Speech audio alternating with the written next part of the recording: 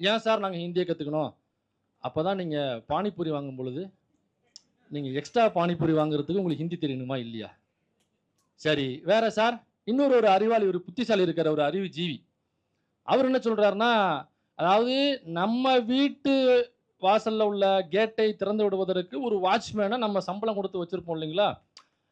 அவர்கிட்ட நீங்க சம்பளம் கொடுக்குற நீங்க அவர்கிட்ட ஹிந்தியில பேசணுங்க. அவருக்கு ஹிந்தி தான் தெரியும். அப்ப அந்த கேட்ட திறந்து விடுறவர்கிட்ட நீங்க ஹிந்தியில பேசணும்ல. இந்த மாதிரி இல்லனாக்கா, நீங்க போற ட்ரெயின வந்து யாரோ ஒருத்தவங்க ஒரு ஏசி கம்பார்ட்மெண்ட் ரிசர்வ் பண்ணிட்டு போறீங்க. தண்ணிய தூக்கி ஊத்துறாங்க. அல்லது சேர தூக்கி அடிச்சு உடைக்கிறாங்கனாக்கா, "உடைக்காத பையா" அப்படின்னு சொல்லணும்ல. "தண்ணிய தூக்கி ஊத்தாத பையா" அப்படின்னு சொல்லணும்ல. அதுக்கு நீங்க ஹிந்தி கத்துக்கணுங்க.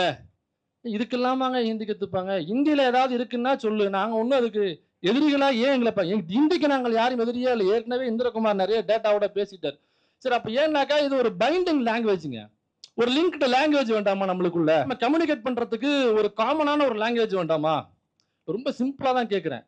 இந்தியாவுல உள்ள எல்லா மாநிலங்கள்லயுமே அந்தந்த மாநில புத்தகங்கள்ல அவங்க தாய்மொழியை படிக்கிறாங்க. எக்ஸ்ட்ரா இங்கிலீஷ் 2ம் மஸ்ட்டா நம்ம படிக்கிறோம்.